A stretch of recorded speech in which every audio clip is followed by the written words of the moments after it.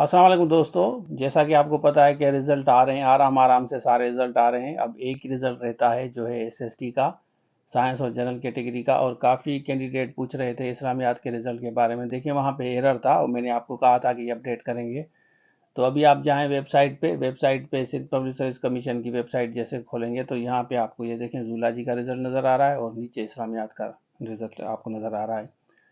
अब इसमें जो इस्लामियात में मेरिट है ना, यहाँ पे आप देखें कि मेरिट कितनी हाई गई है, 70-80 प्लस। इवन डिसेबल की भी 70-80 प्लस गई है।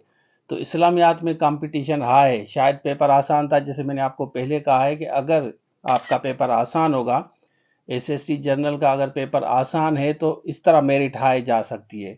यहाँ तक कि अगर आप कहीं और देखेंगे, दूसरे सब्जेक्ट्स अगर आप देखेंगे, वहाँ पे 33 पे भी पास किया है अर्बन को, इवन रूरल को भी 33 पे पास किया है। यहाँ डिसेबल भी 70 पे गया है और सिर्फ अर्बन की 50 प्लस है इस्लामियात में। अदरवाइज भी आप देखेंगे इस्लामियात में अर्बन की भी 50 प्लस है।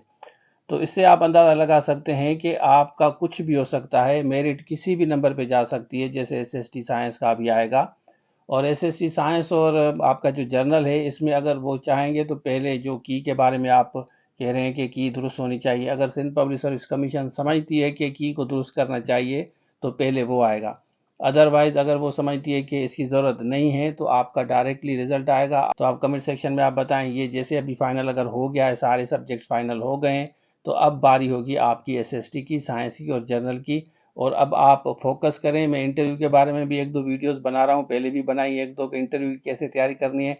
बाकी अकाउंटेंट के हम जूम लाइव क्लासेस, उसके साथ notes, mock test, MCQs, slide सब कुछ हम दे रहे हैं। इवन इंग्लिश का 20% भी पर्सनली मैं उसमें ले रहा हूँ, क्योंकि 20% इंग्लिश है, वो भी जूम लाइव क्लासेस हम दे रहे हैं आप लोगों को।